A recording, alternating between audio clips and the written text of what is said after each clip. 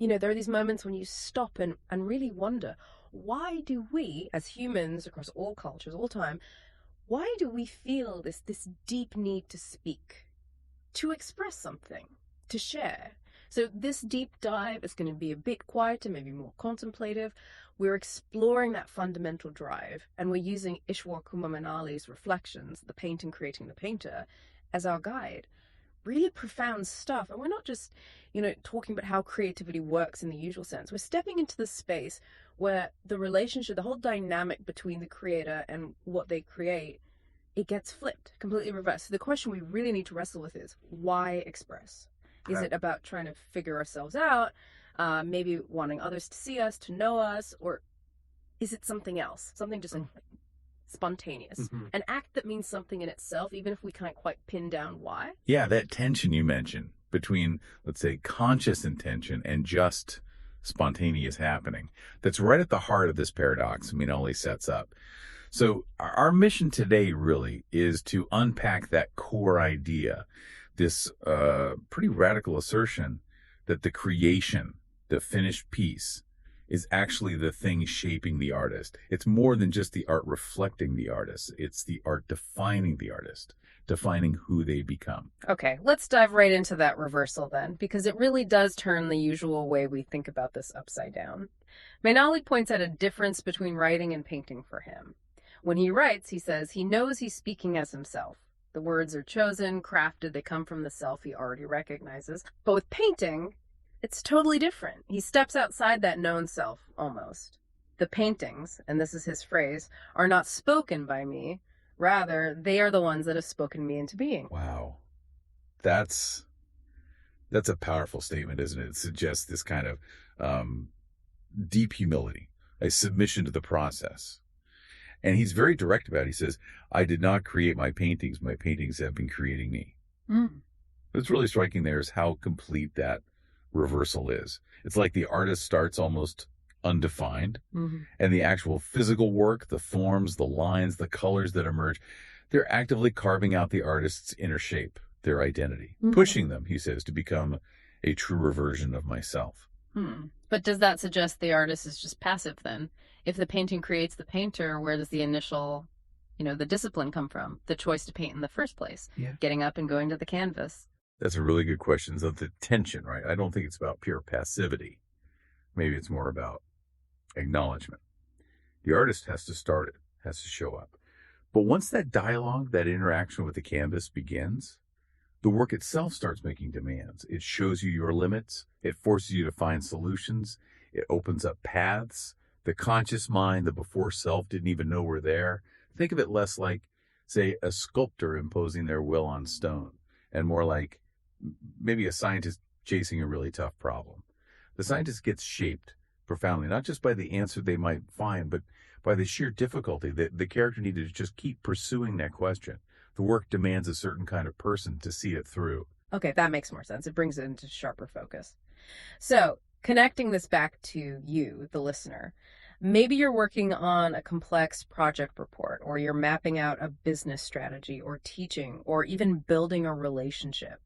If the things you consistently create, the effort you pour in, if that output is actually defining who you become, well, that changes things, doesn't it? It means your work isn't just about productivity, it's fundamentally formative. It's like building the very structure of who you are, one brushstroke, one decision, one line of code at a time. And then if we shift from how it happens to why does he do it?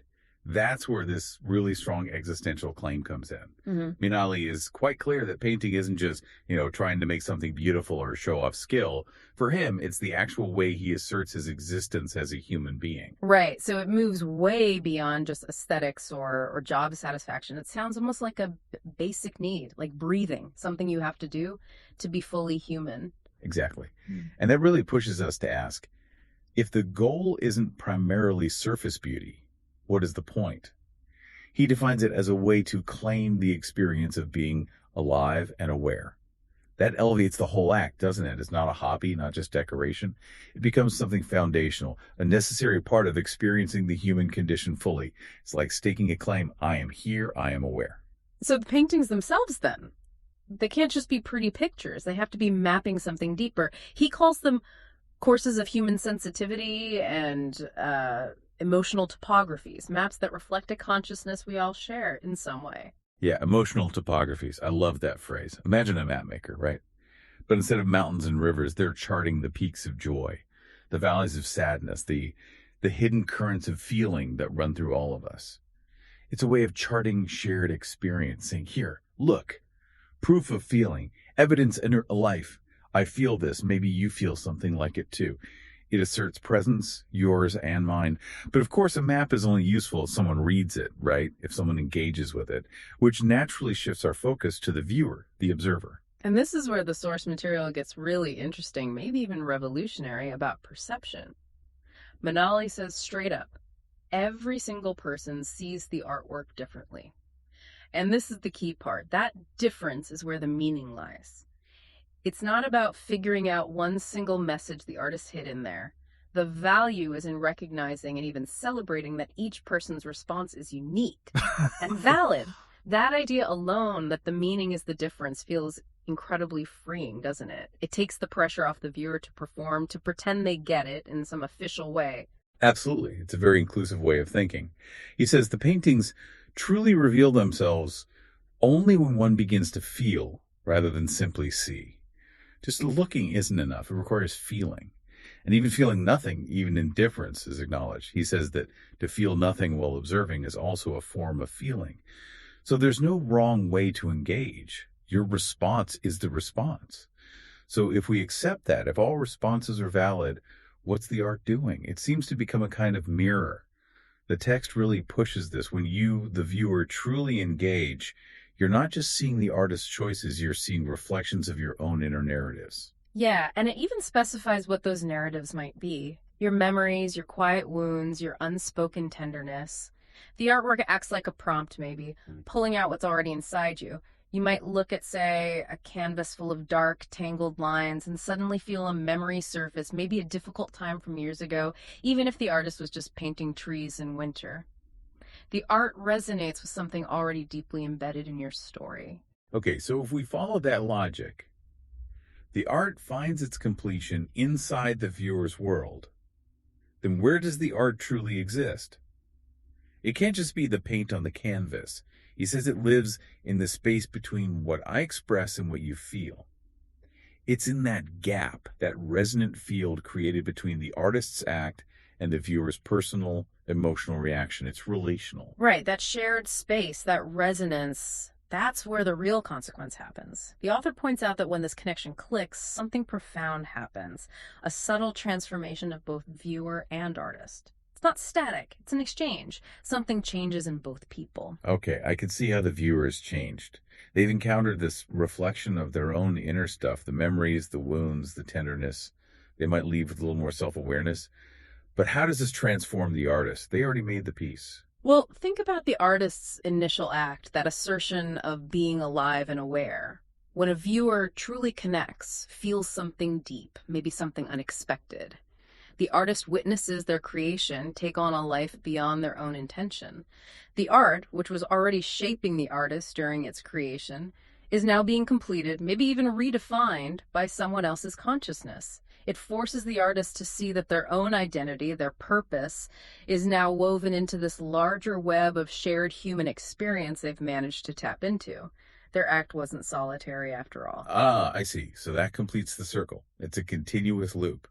The artist is shaped by making the art. The art only fully comes alive through the viewer's feeling, and the viewer's response, in turn, reshapes the artist's understanding of themselves and their work's power. It's this ongoing cycle of creation and transformation. It really does go way beyond just the physical object. Yeah, it's been a really fascinating exploration digging into this philosophy of expression and, well, existence itself. So just to quickly recap the key takeaways for you. First, that core paradox, the creation shapes the creator. My paintings have been creating me. Second, art as more than beauty. It's an emotional topography, a vital assertion of being alive. Third, meaning isn't fixed. It's found in the difference of how each person perceives and reflects. And finally, the artwork truly lives in that shared space, that resonance between artist and viewer, where both are subtly transformed. Which brings us to a final thought, something for you to maybe mull over in your own life, your own creative acts, whatever they may be. If it's true that every time we genuinely encounter a piece of art, or maybe any sincere expression, it holds up a mirror to our own inner narratives, reflecting back our hidden memories, our vulnerabilities, our quiet strengths, then how should we approach our own acts of creation? Whether it's writing, designing, building, teaching, connecting, if we recognize that in doing the work, we are slowly, subtly, always being created and redefined in return, does that change how we feel about the effort or the outcome? Maybe the real risk isn't failure, but avoiding the very challenge the work presents, the challenge that's needed to complete ourselves.